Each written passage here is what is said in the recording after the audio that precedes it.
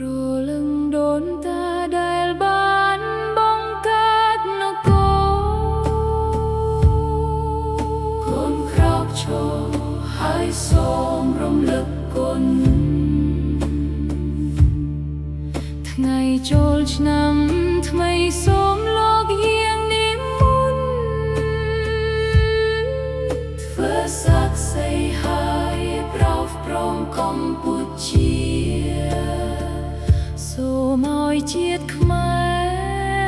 រយើងបានរុងរឿង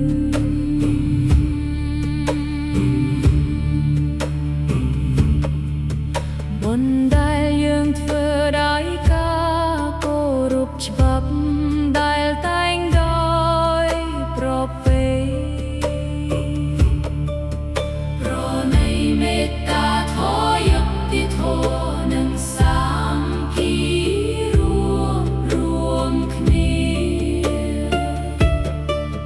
បុណ្យដែលយើងគ្មៀតខ្មៃខិតខំរៀនវេទវិជ្ជាវិទ្យាសា